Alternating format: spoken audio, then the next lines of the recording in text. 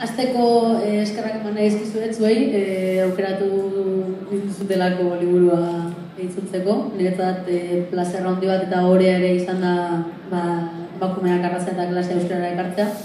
Beste alde batetik eskerrak eman nahi izkiet baita ere, Maialen Berasategiri eta Irene Arraratxi, beraiek izan dira zuzentzaileak, eta nik uste dut liburua aberastu dutela eta gustorago irakurtzen dela orain lankidetza horren ostean.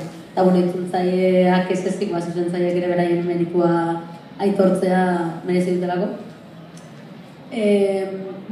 Davisek liburu hau argitaratu zuen 1983an, eta berak liburuaren hasieran bertan esplikatzen du hutsune bati erantzuteko idatzi zuela.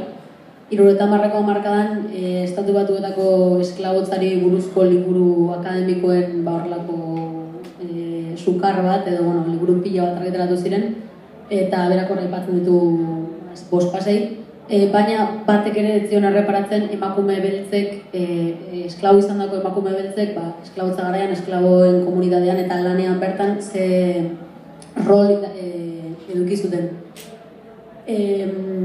Emakume esklaboi buruz idazten zutenean beti topiko jakin batzuen inguruan ibiltzen ziren, batetik esaten zuten sexualki promiskuak zirela.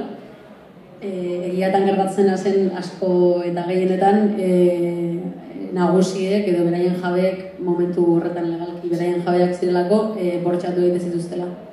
Eta kontra jartzen zitzaion emakume beltzen irudi promisko hau, emakume zurien kastitateari edo horrelako zerbait. Orduan, batetik mito hori zegoen eta beste alde batetik baita ere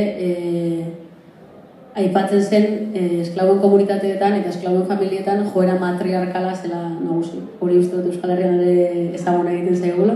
Eta, Davisek nahi zion bi mito horiei erantzun eman, bere iritziz, lausotze zutelako emakume beltzen egoera izandakoa argitu baino.